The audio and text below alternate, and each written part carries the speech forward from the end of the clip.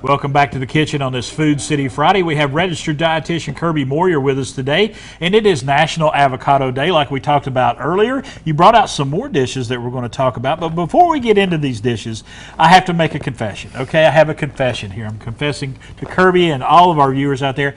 I'm not a huge fan of avocados, okay? I can eat them, and I've eaten them on dishes before. I've eaten avocado toast and things like that. Not something I go to regularly.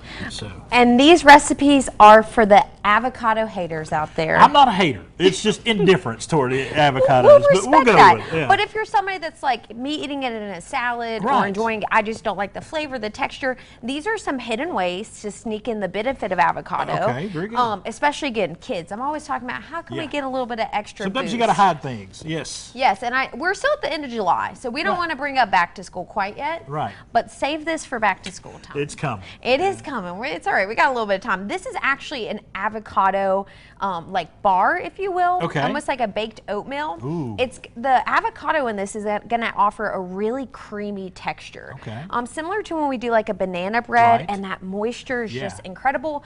You blend it in a blender, which I like because you just will pour it in that pan. It's oatmeal, a banana, avocado, and then a little bit of, I used a little bit of soy milk actually to offer a little protein, and then whatever berries you have on hand. Strawberries, blueberries, raspberries, whatever. Fresh or frozen. Okay. Yep. And then so there's no added sugar in here, which is awesome, I think. Yeah. We're getting our whole grain, and then we're getting that healthy fat we just talked about.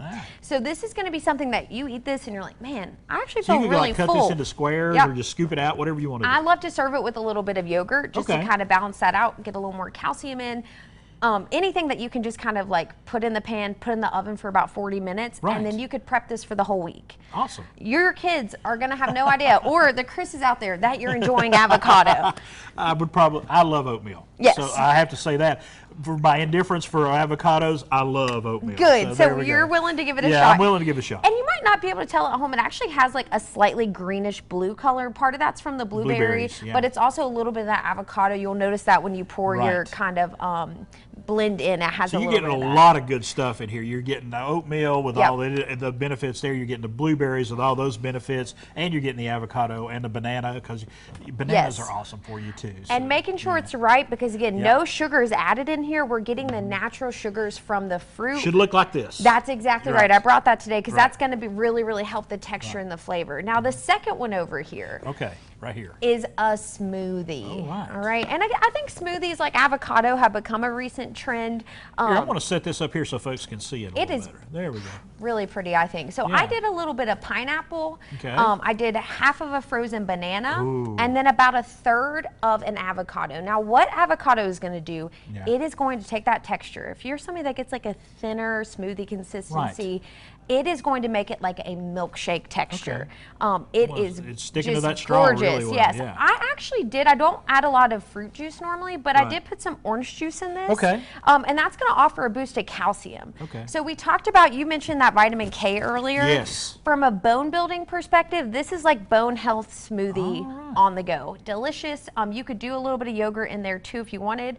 But again, that's a sneaky way to get avocado. You're not going to notice any flavor. We got about 30 or 40 seconds. We got about 30 seconds left.